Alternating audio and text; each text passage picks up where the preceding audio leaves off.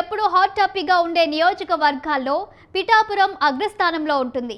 ఆ నియోజకవర్గం పేరు చెప్పగానే పవన్ కళ్యాణ్ గుర్తుకొస్తారు.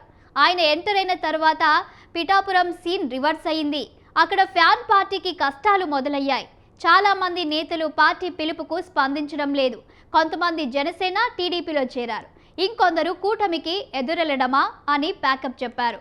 ఇక పిఠాపురంలో ఫ్యాన్ తిరగగా మనం చూడలేమా? ఫ్యాన్ తిరగాలంటే ఏం చెయ్యాలి? అసలు ఈ పరిస్థితి రావడానికి కారణాలేంటి?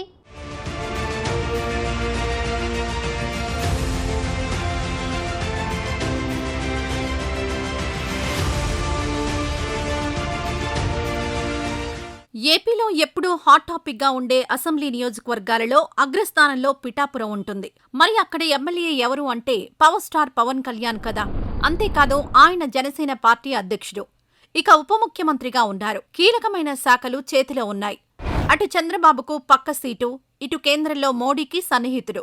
దాంతో గాజు గ్లాస్తో పెట్టుకుంటే సీన్ సితారే అన్నట్లుగా వైసీపీ శిబిరంలో ఉందట. ఇక చూస్తే 2024 మేలో సార్వత్రిక ఎన్నికలు అయిపోయాక ఫ్యాన్ పార్టీ స్విచ్ ఆఫ్ అయిపోయింది అని అంటున్నారు.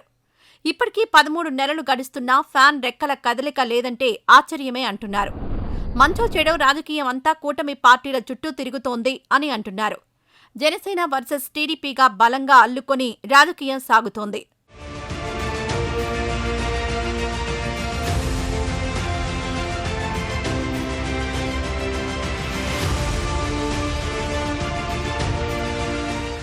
ఈ మధ్యలో ఎక్కడా చోటులేక ఇమడలేక వైసీపీ ఫుల్ సైలెంట్ అయిపోయింది అని అంటున్నారు. ఏపీలో మొత్తం 174 అసెంబ్లీ నియోజకవర్గాలు ఒక ఎత్తు, పిఠాపురం మరో ఎత్తు అని అంటున్నారు. ఇక్కడ పవన్ కి ఎదురు నిలిచి రాజకీయం చేయలేమని వైసీపీ నేతలు అంటున్నారట. ఇప్పటికే చాలా మంది నేతలు జనసేన కండువా కప్పేసుకుని సేఫ్ జోన్లోకి వెళ్లిపోయారు. 2019 ఎన్నికల్లో వైసీపీ తరపున ఎమ్మెల్యే అయిన పెండెం దొరబాబు జనసేనలోకి చేరిపోయారు. ఆయనతో పాటు బలమైన అనుచర వర్గాన్ని కూడా వెంట తీసుకొని పోయారు. ఇక 2024 ఎన్నికల్లో పోటీ చేసిన వంగ గీత అయితే పిఠాపురంలో వైసీపీ ఉనికిని నిలబెట్టేందుకు ఆపసోపాలు పడుతున్నారు. వైసీపీ అధినాయకత్వం పై స్థాయిలో ఇచ్చిన ఏ పిలుపునకు క్యాడర్ అందుబాటులోకి రావడం లేదట. చాలా నైస్ గా తప్పించుకుని సైడ్ అయిపోతున్నారట. తమ వ్యాపారాలు వ్యవహారాలు అన్నీ కూడా ఉన్నాయని కూటమికి ఎదురెళ్లి పాలిటిక్స్ చేస్తే పర్సనల్ గా రిస్క్ లో పడతామని నేతలు అంటున్నారట. అటు జనసేనలోకి వెళ్లలేక ఇటు టీడీపీలో చేరే దారి లేక ఉన్నవారే ప్రస్తుతం జనసేనలో ఉన్నారని అంటున్నారు. వారంతా ఎందుకొచ్చిన రాజకీయమని ప్రస్తుతానికి తమ సొంత బిజినెస్లు చేసుకుంటున్నారట. ఆఖరికి పిఠాపురం ఇన్ఛార్జిగా ఉన్న వంగ గీత స్వయంగా పిలిచి మరీ పార్టీ యాక్టివిటీస్ లో పాలు పంచుకోవాలని కోరినా సున్నితంగా లేదు కాదు అనేసి పక్కకు పోతున్నారట.